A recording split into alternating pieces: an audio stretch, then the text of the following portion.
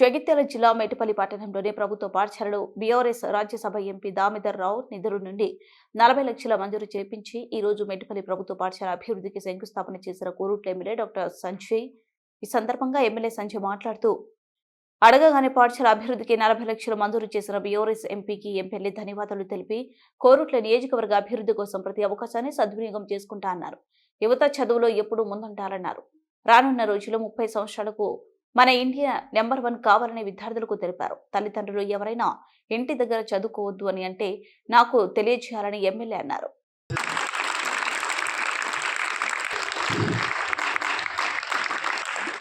అదేవిధంగా అన్నిటిలో మన నియోజకవర్గాన్ని ముందుండి నడిపించడానికి ముందుకొచ్చినటువంటి మన గౌరవ ఎమ్మెల్యే కల్వకుంట్ల సంజయ్ సార్ గారికి, అలాగే మన జిల్లా విద్యాధికారి రాము సార్ గారికి, ఇంటర్మీడియట్ విద్యాధికారి నారాయణ సార్ గారికి, తహసీల్దార్ మేడం గారికి, మోహన్ సార్ గారికి, డిఈ గారికి, అలాగే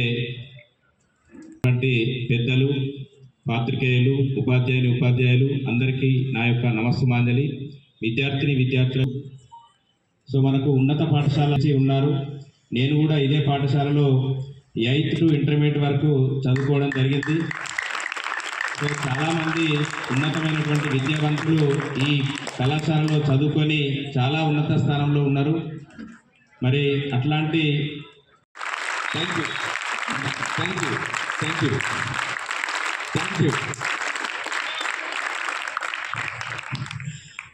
థ్యాంక్ యూ. మా తరపున మా మెట్పల్లి తరపున కూడా దామోదరరావు గారికి అందరి తరపు నుంచి కూడా ధన్యవాదాలు తెలియజేస్తా ఉన్నాను. ఇంకా కూడా అంటే ఇప్పుడు 40 లక్షలు ఇచ్చినారు, కానీ మన స్కూల్ ఇంకా పెద్దగా కావాలి ఇక్కడ మెట్పల్లిలో, కాబట్టి భవిష్యత్తులో ఇంకా కూడా ఆయన ఫండ్స్ ఇస్తా అని చెప్పి ప్రామిస్ చేసినారు. సో తప్పకుండా ఆయన ఫండ్స్ ఇస్తారు, మన స్కూల్ కూడా తప్పకుండా కంప్లీట్ చేసుకుందాం. నేను ఇప్పటికీ 2 సంవత్సరాలు అయింది ఎమ్మెల్యే గారు. ఎప్పుడైనా మీరు అసెంబ్లీలో ఏం జరుగుతుందో చూస్తారా? మీరు చూడరు. అరే మహేష్ బాబు పాటలు చూస్తారు, మీరు అసెంబ్లీలో కూడా ఏం జరుగుతుందో చూడాలి అప్పుడప్పుడు. మీరు అంటే నా అసెంబ్లీలో మొట్టమొదటిసారి నేను మైక్ పట్టుకున్నప్పుడు 2 సంవత్సరాల క్రితం కరెక్ట్గా మొట్టమొదటిసారి అవకాశం వచ్చినప్పుడు గర్వంగా ఉంది, బాధ్యత కూడా ఉంది. నేను ఫస్ట్ అడిగింది ఏం తెలుసా? వరకు అదే అడుగుతున్నాను ఇప్పటికి కూడా. బాధ అయితే అప్పుడప్పుడు పనులు ఇట్లా సక్రమంగా జరిగాయి, ఎక్కడ ఎక్కువ అవసరం ఉంటే అక్కడ పనులు జరగవు. ఇక ఆఖరికి జరుగుతుందని చెప్పేసి నేను పోయి ఆ రాజ్యసభ ఎంపీ గారు పాపం వారు దామోదరరావు గారిని మాకు ఇమ్మీడియట్గా స్కూల్ కావాలి, మీరు ఇవ్వండి మీ ఫండ్ అంటే తను వెంటనే ఎంపీ ఫండ్ నుంచి స్కూల్ ఇచ్చిండు. అందుకొరకే వారికి నేను నిజంగా కృతజ్ఞతలు. మీ అందరికీ చెప్పేది 2-3 ముచ్చట్లు. బిల్డింగ్లు కాదు, బిల్డింగ్లు అవసరము, బిల్డింగ్లో నుంచి వచ్చే అవుట్కమ్ ఇంపార్టెంట్. ఇక్కడ పిల్లగాళ్ళు కామర్స్ స్టూడెంట్స్ ఉన్నారు కదా, ఎవరికన్నా ఇండియా జీడిపి ఏందో తెలుసా? ఇంటర్మీడియట్ పిల్లలు చెప్పేట వెరీ గుడ్ బేటా. మన ఇండియన్ జీడిపి మంచి చెప్పిండు. అంటే మన దేశంలో మన అన్ని గ్రాస్ ఉత్పత్తి జరిగేదాన్ని జీడిపి అంటారు అనమాట దేశంలో. దాన్ని బట్టి ఒక దేశాన్ని అది ఏ రేటింగు, దేశం ఎట్లుందో పరిస్థితిలో జీడిపి, పర్ క్యాపిటల్ ఇన్కమ్ అంటే తలసరి ఆదాయం అంటే తెలుసు కదా. సో దేశ స్థూల ఉత్పత్తి, దేశ పర్ క్యాపిటల్ ఇన్కమ్ బట్టే ఒక దేశం ఎక్కడ ఉందో తెలుస్తుంది. 30 ఏళ్ళ క్రితం మీరు అందరు ఇంటికి పోయాక ఫోన్లలో చూడాలి. మళ్ళీ ఉన్నాయా ఫోన్లు? ఇప్పుడు ఇక్కడ లేవా? ఇప్పుడు ఫోన్లు ఇంటర్నెట్ పిల్లల దగ్గర ఫోన్లు ఉన్నాయి, ఇప్పుడు లేవా? ఇప్పుడు ఎవరి దగ్గర ఫోన్లు? సరే, ఇంటికి పోయాక ఒక హోంవర్క్, టీచర్లు ఇచ్చే హోంవర్క్ నేను ఇస్తున్నాను వాళ్ళ హోంవర్క్ మీకు, సరేనా? 1990 అంటే ఇక్కడ ఉన్న అందరూ అప్పుడే ఉద్యోగంలో జాయిన్ అయ్యారు. అంతేనా సార్? మీరు అందరూ అప్పుడే జాయిన్ చదువుతున్నారా? 10th ఉన్నారు, నేను కూడా 10th ఉన్నా అప్పుడు. సో అప్పుడు అంటే నేను 1990-91 ఇక్కడ ఉన్న చాలా మంది ఉద్యోగం చేస్తారు, మీరు పుట్టలేదు చాలామంది. అప్పుడు ఇండియా స్థూల ఉత్పత్తి, చైనా దేశం విన్నారా? చైనా దేశం గురించి విన్నారు. ఇండియా ఉన్న చైనా స్థూల ఉత్పత్తి ఒకటే ఉండే. అంటే 30 ఏళ్ళ క్రితము ఇండియా ఉన్న చైనా సమానంగా ఉండే స్థూల ఉత్పత్తి, తలసరి ఆదాయం కూడా సమానంగా ఉండే. ఇవాళ అంటే 30 ఏళ్ళ తర్వాత చైనా ఇండియా సమానంగా ఉన్నాయా? ఇండియా అభివృద్ధి చెందుతున్న దేశమా, అభివృద్ధి చెందిందా ఇండియా?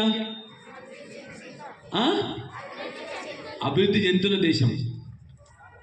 చైనా చెందిన దేశం. 1990లో ఇండియా చైనా అభివృద్ధి చెందుతున్న దేశాలు, రెండు కూడా అభివృద్ధి చెందుతున్న దేశాలు. ఇవాళ చైనా డెవలప్డ్ నేషన్, అంటే అభివృద్ధి చెందింది చైనా ఇవాళ. సో చైనా ఇవాళ మనకంటే ఎన్నిసార్లు ఎక్కువ ఉందో తెలుసా మీకు? తెలియదా? గెస్ చేయండి ఎవరైనా ఒకరు.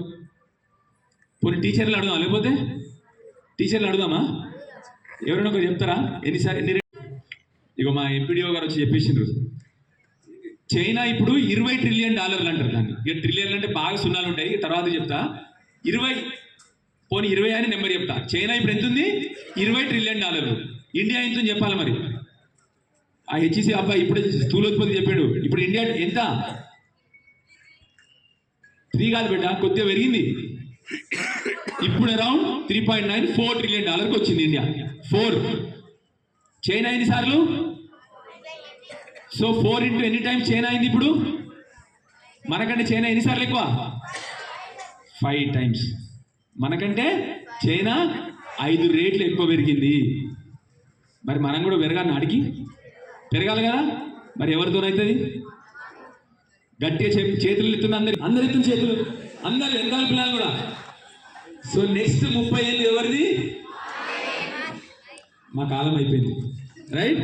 నెక్స్ట్ 30 ఏళ్ళు మీ, రైట్. అయితే ఆంధ్రప్రదేశ్ వీళ్ళు పుట్టిన తెలంగాణలో, ఈ వెనకాల కూడా కాదు, ముందల తెలంగాణ ఉంటుంది. మీరు అందరు ఎక్కడ పుట్టిరు? ఆంధ్రప్రదేశ్. సో 10 years కంటే ముందు మన స్టేట్ పేరు ఏంది? ఆంధ్రప్రదేశ్. మీకు విషయం తెలుసా? ఆంధ్రప్రదేశ్ స్టేట్లో మనం ఉన్నప్పుడు రోజుకి ఇప్పుడు ఇక్కడ చాలా మంది పిల్లలు, రైతుల పిల్లలు ఉన్నారు కదా, ఇక్కడ. ఎప్పుడన్నా మీ మమ్మీ డాడీని అడిగినరా ఎన్ని గంటలు కరెంట్ ఉంటుందని అడిగినరా మీరు? అడగలే. చూసినరా? అడగలే మీరు.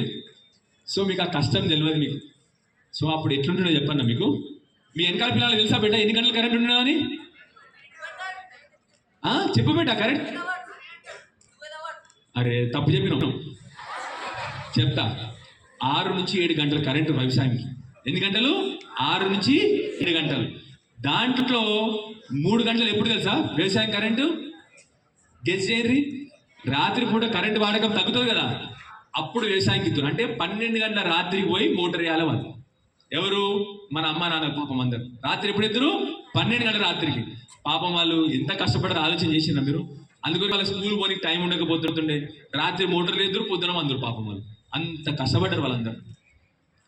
నన్ను కూడా మా నాన్న ఇక్కడ హాస్టల్ ఎప్పుడు పంపించింది తెలుసా మీకు?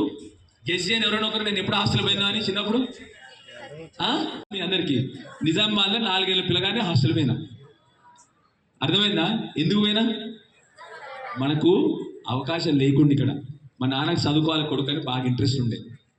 ఇవాళ మీకు అవకాశం వచ్చింది. అర్థమైందా బేట? తల్లిదండ్రులకు పాపం బడులకు కష్టం ఉండే, పని చేసుకోవాలి రాత్రి. అమ్మాయిలకైతే అప్పుడు 15 yearsకి పెళ్లి చేస్తుంది. 15-16 ఏళ్ళకి. మా అమ్మకు 14 ఏళ్ళకి మా పెళ్ళి అయిపోయింది. 15-16 ఏళ్ళకు పెళ్ళిళ్ళు చేస్తుంది. సో ఇప్పుడు ఎందుకు చెప్తున్నా అంటే, ఈ వచ్చే 30 ఏళ్ళలో ఎందుకు మారాలంటే మీకు అవకాశాలు వచ్చినాయి. ఇప్పుడే చెప్పినా, అప్పుడు కరెంటు 6 గంటలు 7 గంటలు ఉంటుండే.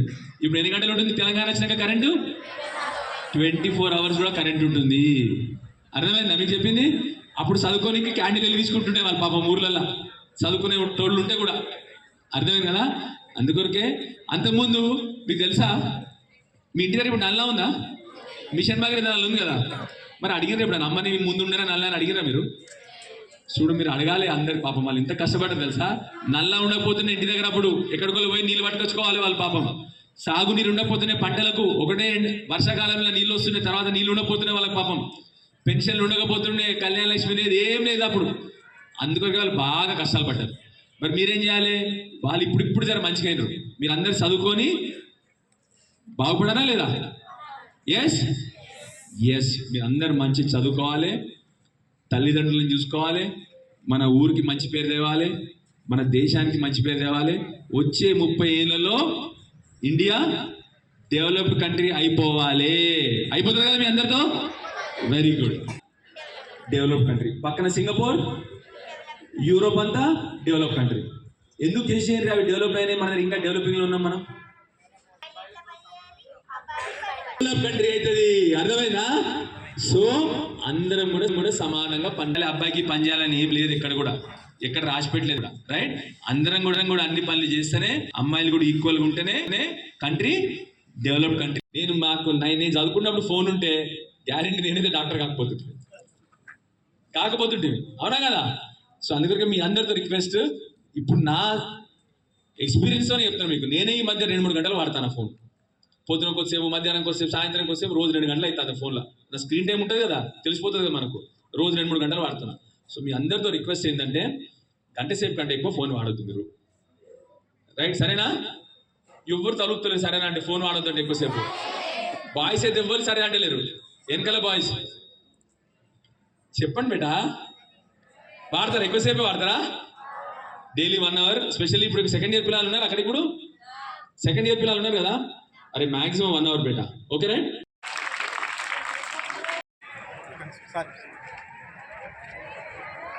పెళ్లి హై స్కూల్ దామోదరరావు గారు ఎంపీ లాడ్స్లో నుండి 40 లక్షల శాంక్షన్ జరిగింది. స్కూల్ శిథిలావస్థలో ఉండింది. చాలాసార్లు ప్రభుత్వాన్ని 2 సంవత్సరాల నుంచి కంటిన్యూస్గా రిక్వెస్ట్ చేస్తూ ఉన్నాను, కానీ ముందర కదలలేదు. చివరికి స్కూల్ పడిపోతా అన్న పరిస్థితిలో కలెక్టర్ గారు రెస్పాండ్ అయ్యి వెంటనే స్కూల్ని కూల్చేయడం జరిగింది. వెంటనే మా ఎంపీ గారు ఆ స్కూల్ బిల్డింగ్ కన్స్ట్రక్షన్ అవడానికి ఇంకా గవర్నమెంట్ ఫండ్స్ ఇవ్వకపోతే ఎంపీ లాడ్స్ నుండి వెంటనే 40 లక్షలు శాంక్షన్ చేసినందుకు దామోదరరావు గారికి ధన్యవాదాలు తెలియజేస్తూ, అదేవిధంగా మళ్ళొక్కసారి ప్రభుత్వాన్ని ఈ ముందలే ఉన్న జూనియర్ కాలేజ్ కూడా దయచేసి కంప్లీట్ చేయాలి. ఎందుకంటే స్లాబ్లు పడినాయి, వాళ్ళ పిల్లలకి ఇంకా కంప్లీట్ అవ్వలేదు, విండోస్ అవన్నీ ఇవ్వలేదు. మళ్ళీ ఇంతకుముందు కూడా కోరినాను, మళ్ళీ కోరుతా ఉన్నాను, వెంటనే జూనియర్ కాలేజ్, అదేవిధంగా ఈ హై స్కూల్ కూడా ఇంకా కొన్ని ఫండ్స్ అవసరం ఉంది, ఆ ఫండ్స్ కూడా చేయాలని చెప్పి, ఆ ఫండ్స్ కూడా ఇవ్వాలని చెప్పి గవర్నమెంట్ని మళ్ళీ రిక్వెస్ట్ చేస్తా ఉన్నాను. మన భవిష్యత్తు విద్యార్థులకు మనం మంచి ఫెసిలిటీస్ ప్రొవైడ్ చేయాల్సిన అవసరం చాలా ఉంది. దయచేసి విద్య మీద కాన్సన్ట్రేట్ చేయాలని చెప్పేసి గవర్నమెంట్ రిక్వెస్ట్ చేస్తాం.